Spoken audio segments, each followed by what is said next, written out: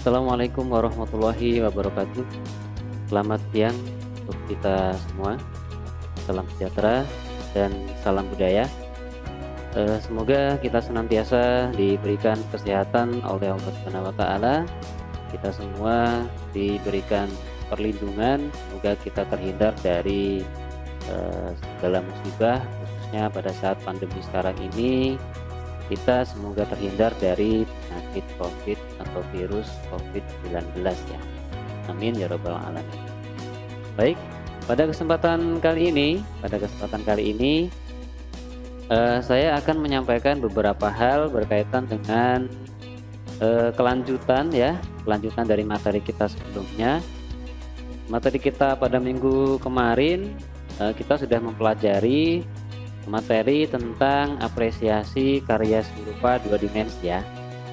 Yang mana pada pertemuan yang lalu kita semua sama-sama sudah menganalisis beberapa hal tentang sebuah karya kaligrafi kontemporer ya. Bagi yang belum menonton video saya ya pada pertemuan minggu yang lalu, silakan ditonton ya. Nah, supaya kita semua, khususnya para siswa sekalian, bisa mengikuti pembelajaran ini dengan baik dan benar. Baik, saya mungkin akan mereview beberapa hal, khususnya akan menanggapi atau menjawab pertanyaan-pertanyaan yang disampaikan oleh siswa-siswi sekalian yang mungkin pada saat menonton video saya atau memahami video saya kemarin berkaitan dengan materi apresiasi karya seni rupa dua dimensi kurang memahami, maka di kolom komentar kemarin saya minta untuk menuliskan pertanyaan ya, pertanyaan dari materi yang telah saya sampaikan. Nah, mungkin tidak banyak ya atau tidak semua, karena kalau saya kupas semuanya ada sekitar 100 pertanyaan lebih ya, maka saya kira mungkin nanti akan saya sambung pada video yang berikutnya ya. Untuk video saat ini mungkin hanya beberapa pertanyaan yang bisa saya tanggapin, karena tidak semuanya akan saya kupas satu persatu. Baik,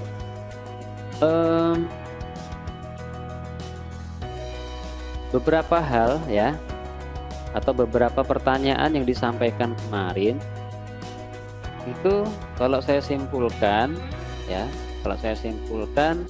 kebanyakan dari siswa-siswi itu bertanya berkaitan dengan unsur visual ya, unsur visual atau elemen-elemen visual yang ada dalam karya kaligrafi kontemporer kemarin. Seperti contohnya misalkan ada pertanyaan, apa yang dimaksud dengan point of interest, kemudian apa yang dimaksud dengan kontras, apa yang dimaksud dengan warna polikromatik dan sebagainya. Nah, itu semua terkait dengan unsur atau elemen visual dan pengorganisasian unsur atau prinsip seni ya.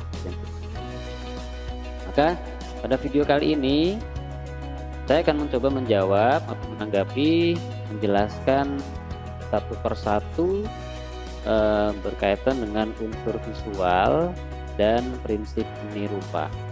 Nah, oke, baik. Mohon maaf saya tidak menggunakan PowerPoint ya.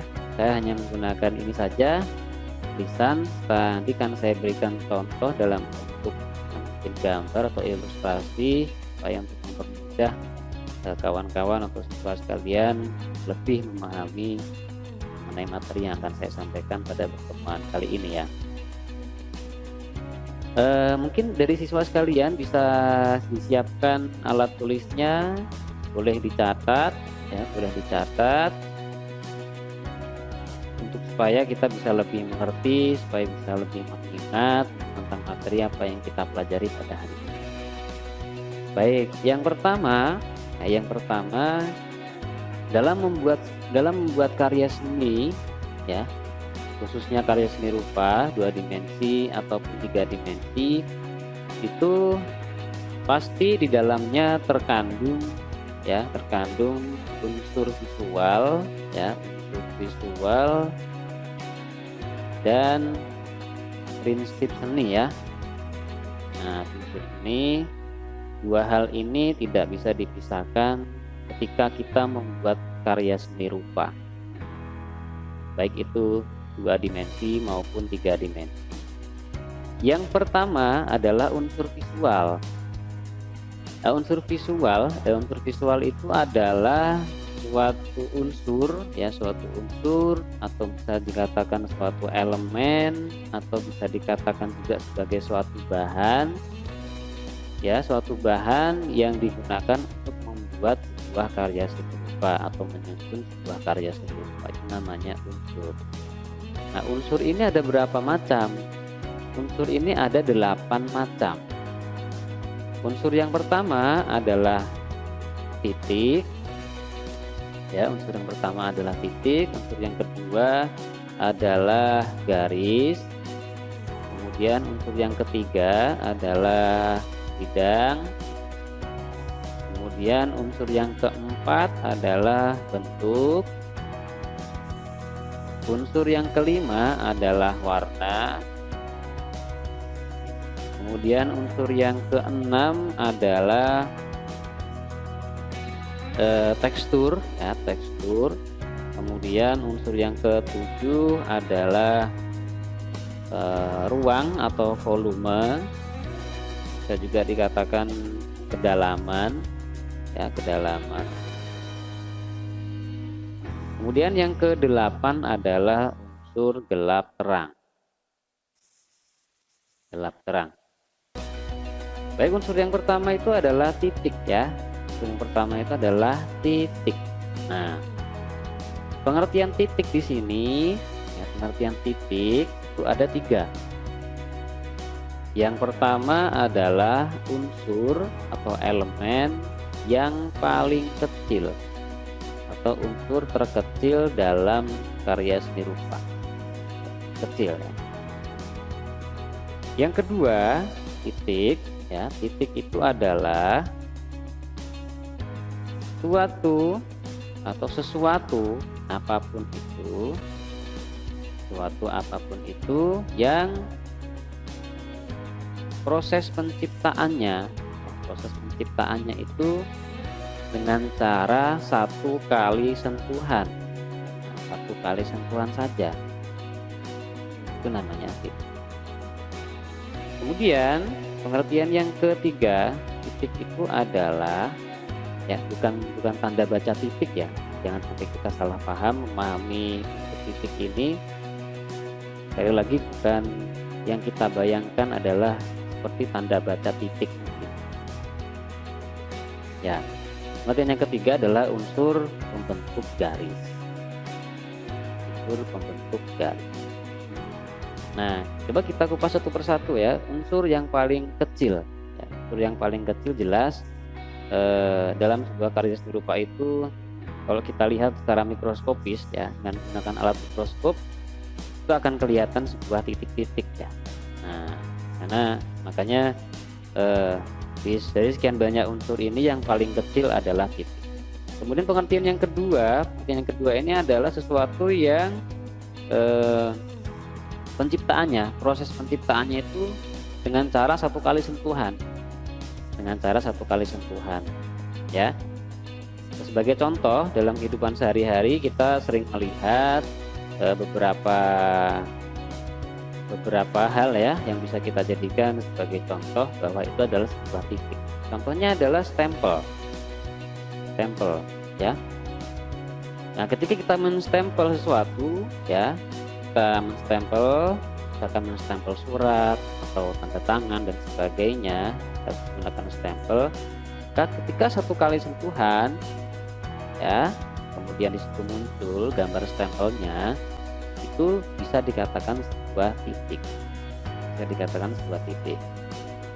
Contoh yang lain misalkan ini, kita mungkin pada saat hujan turun, kemudian kita keluar rumah, kemudian kita lewat di tempat yang becek, pakai sendal atau pakai sepatu, kemudian setelah itu kita masuk ke dalam rumah dan sepatu kita belum kita lepas, maka di lantai maka akan mengecap ya, atau mengecap ya, akan menempel ya bekas lumpur atau kotoran yang tadi menempel di sepatu, maka akan terlihat di lantai. Nah, misalkan 1 kali sentuhan, 1 kali tapak ya, itu nanti akan kelihatan bentuknya. Itu bisa dikatakan juga sebagai titik. Nah, contoh yang lain bisa kalian cari sendiri dalam kehidupan sehari-hari. Di sekitar kita banyak sekali. Coba kalian analisis, coba kalian lihat di sekitar kalian, apakah ini termasuk dalam titik dan seterusnya. Kemudian yang ketiga, unsur pembentuk garis ya, tentu jelas bahwa titik ini adalah awal sebelum kita membuat sebuah garis ya. Nanti kita akan jelaskan pengertian garis ya. Kemudian yang kedua adalah unsur garis ya. Unsur garis, pengertian garis di sini adalah suatu unsur yang terdiri dari beberapa titik yang saling menyambung. Saya ulang kembali, garis itu adalah suatu unsur yang dimana di sana terdapat beberapa titik-titik yang saling menyambung, atau titik yang saling menyambung ini dikatakan sebagai garis. Nah, tidak percaya bisa kalian lihat sendiri. Kalian membuat sebuah garis ya, membuat sebuah garis, entah garis lurus, lengkung atau zigzag. Kemudian kalian amati menggunakan mikroskop ya, pembesar ya. Maka di sana akan kelihatan pori-pori atau titik-titik. Nah, di sanalah makanya garis dikatakan sebagai sebuah unsur yang terbentuk dari beberapa titik yang saling menyambung. Gitu ya. Nah, macamnya garis ini ada beberapa macam. Yang pertama itu garis lurus ya, garis lurus tahu sendiri ya. Bisa horizontal, bisa vertikal ya. Kemudian ada yang namanya garis lengkung ya, melengkung-lengkung, liuk-liuk gitu ya. Ada juga garis zigzag ya, zigzag, dan garis kombinasi. Nah, kemarin ada pertanyaan, Pak, apa namanya garis kombinasi itu apa, Pak? Ya, penjelasan tentang garis kombinasi itu adalah yaitu tadi ada garis lurus, lengkung, kemudian garis zigzag dikombinasikan jadi satu atau disambungkan jadi satu, namanya garis kombinasi. Ya, kemudian lanjut ke unsur yang ketiga. Unsur yang ketiga ini adalah unsur bidang ya. Unsur bidang. Pengertian dari unsur bidang ini adalah unsur garis atau garis-garis yang saling menyambung menjadi satu. Ya. Saya ulang kembali. Bidang itu adalah garis yang saling menyambung menjadi satu kemudian membentuk suatu bidang. Nah, kemudian macam bidang ini ada dua ya. Yang pertama adalah bidang geometris ya, bidang geometris, dan yang kedua adalah bidang biomorfis atau non geometris. Biomorfis atau non geometris. Non geometris ya. Contohnya bidang geometris itu apa saja? Nah, tentu kita semua tahu ada segitiga, kemudian ada bujur sangkar atau segi empat ya, kemudian ada persegi panjang, lingkaran, segi lima atau segi enam dan seterusnya. Itu semua termasuk ke dalam bidang geometris. Artinya bidang-bidang yang terukur ya, yang terukur kemudian simetris ya, itu bisa dikatakan sebagai bidang geometris. Kemudian yang kedua, bidang non geometris atau dikatakan juga sebagai bidang biomorfis. Nah, ini berlawanan dengan bidang geometris tentunya ya. Contohnya apa? Ya, bentuknya seperti mungkin yang apa ya, bebas ya, bentuknya bebas ya. Contohnya semacam inilah. Bidang biomorfis itu seperti ini contohnya. Biomorfis seperti ini contohnya ya. Ada juga yang bentuknya artinya dia sembarang, artinya dia bebas. Tidak seperti ini. Nah, atau seperti yang kita lihat gambar rumput ya, yang tidak beraturan itu dikatakan sebagai bidang non geometris. Bidang non geometris ya. Kemudian kita lanjutkan ke unsur yang keempat ya. Yang keempat ini adalah bentuk. Nah, yang keempat ini adalah bentuk, hampir sama dengan pengertian dari bidang. Kalau bidang tadi terbentuk dari beberapa garis yang saling menyambung, kalau bentuk adalah terbentuk ya dari susunan beberapa bidang yang saling menyambung. Contohnya bentuk apa? Satu, ya macamnya dulu ya. Macamnya bentuknya ada dua, sama dengan yang bidang. Ada bentuk geometris, dan bentuk non geometris atau bentuk biomorfis ya, non geometris. Hampir sama juga dengan bidang. Bentuk geometris contohnya apa? Nah, kita bisa lihat di sekitar kita mungkin, atau kita sudah tahu, mungkin kubus, balok, kemudian kerucut, bola, limas, dan seterusnya. Itu semua dikatakan atau tergolong ke dalam bentuk geometris. Yang kedua, bentuk non geometris. Bentuknya sembarang, bebas. Apa saja yang di sekitar kita itu dikatakan sebagai bentuk biomorfis ya. Ini misalkan contoh ini bunga atau tumbuhan ini ya, dikatakan sebagai bentuk biomorfis. Bunga di sini ya, ini dikatakan bentuk biomorfis atau yang tidak beraturan. Ya, mungkin paham ya. Untuk yang selanjutnya adalah unsur warna. Unsur warna. Nah, untuk unsur warna ini sudah saya jelaskan secara detail pada video saya yang lain. Nanti silakan dilihat di sana, karena sudah saya jelaskan macam-macam warna, kemudian contoh-contoh warnanya seperti apa. Tolong nanti dilihat di sana. Oke. Langsung ke poin yang keenam, unsur tekstur ya. Unsur tekstur. Pengertian dari tekstur ini adalah halus atau kasarnya suatu permukaan benda atau nilai raba dari permukaan benda. Ya, ketika kita meraba suatu permukaan benda itu halus atau kasar. Nah, halus atau kasar ini dikatakan sebagai tekstur.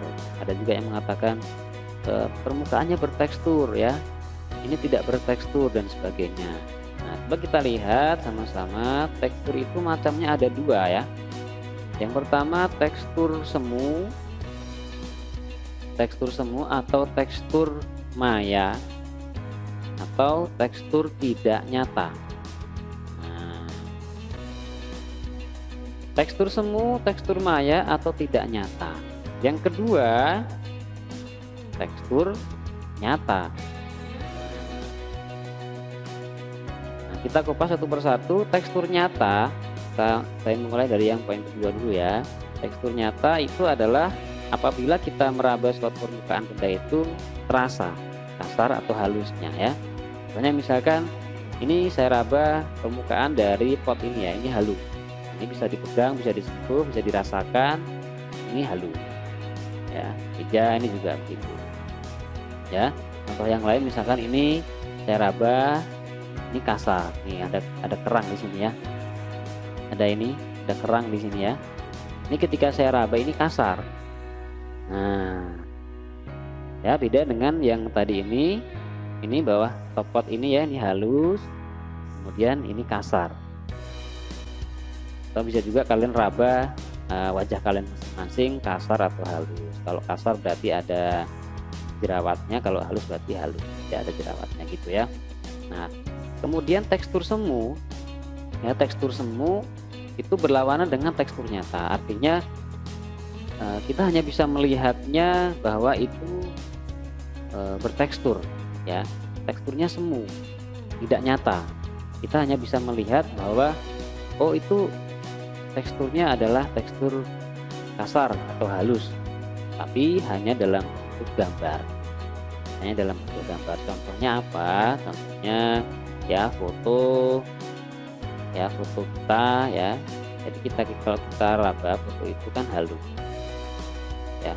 Contohnya ini pot bunga ini ya, tanaman ini kita foto, kemudian hasil fotonya kita lihat, karena terlihat teksturnya semua, ada teksturnya. Tapi kalau kita raba foto itu atau lukisan itu teksturnya halus ya, hanya semu, teksturnya semu. Nah, unsur yang ketujuh adalah unsur volume atau ruang ya.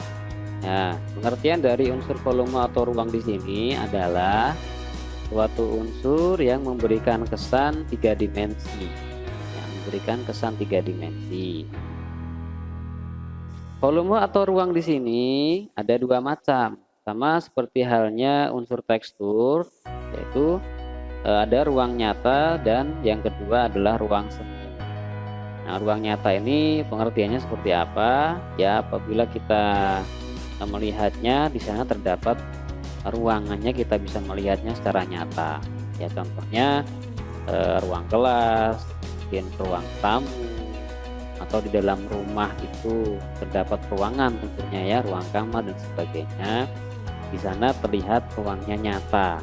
Bisa kita masuk ya. Karena terlihat ada ukurannya, tingginya, luasnya, lebarnya, isinya apa saja ya.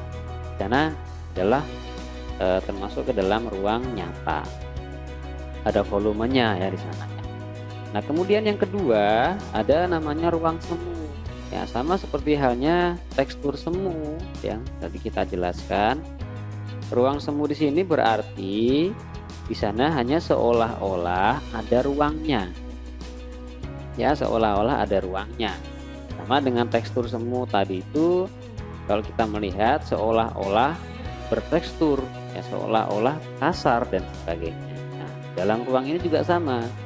Jika kita melihat suatu ruang tersebut, seolah-olah ada ruangnya, ada ukurannya, ya ada isinya, padahal tidak. Nah, contohnya apa? Contohnya di sana adalah foto ruang kelas, foto ruang tamu dan sebagainya. Begitu ya. Baik, untuk yang ke-8 yang terakhir adalah unsur gelap terang. Unsur gelap terang. Nah, unsur gelap terang ini sama juga hampir memberikan pengertian memberikan kesan 3 dimensi pada sebuah karya seni rupa ya. Kita tahu bahwa ketika suatu benda terkena sinar atau cahaya, maka akan ada bagian yang terang yang terkena cahaya ya, dan ada bagian yang gelap tentunya yang tidak terkena cahaya, dan di tengah-tengahnya itu terang, antara terang dan tidak terang, terang dan gelap.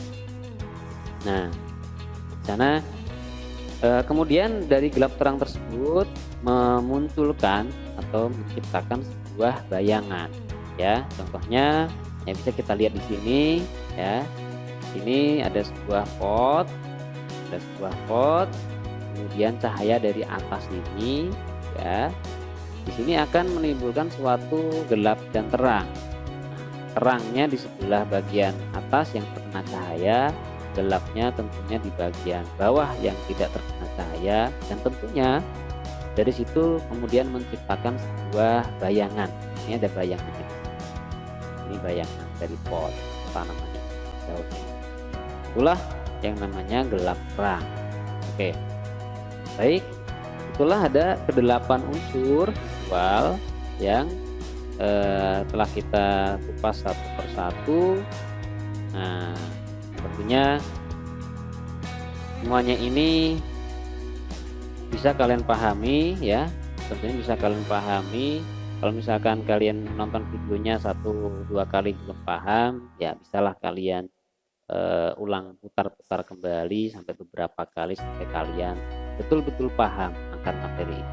Karena ini adalah materi dasar yang mana kelas 10 juga sudah kalian terima, mungkin kalian pada ya. Ya, baik. Semoga video ini bermanfaat untuk kita semua, khususnya bagi siswa sekalian yang kemarin menyampaikan pertanyaan pada kolom komentar pada video saya sebelumnya. Semoga apa yang telah saya jawab pada kesempatan kali ini bisa menjawab pertanyaan dari siswa sekalian, khususnya yang bertanya yang berkaitan dengan unsur visual. Kemudian untuk penjelasan tentang prinsip seni mungkin akan saya jelaskan pada video saya berikutnya ya. Jangan lupa klik like, share, dan subscribe ya untuk update video terbaru saya berkaitan dengan materi-materi yang pembelajaran seni budaya. Baik, saya kira sekian, semoga bermanfaat. Pesan saya tetap jaga kesehatan dan himbauan tetap menjaga dan mematuhi protokol kesehatan dimanapun kita berada. Sekian, semoga bermanfaat. Wabillahi taufiq wal hidayah. Assalamualaikum warahmatullahi wabarakatuh dan salam budaya.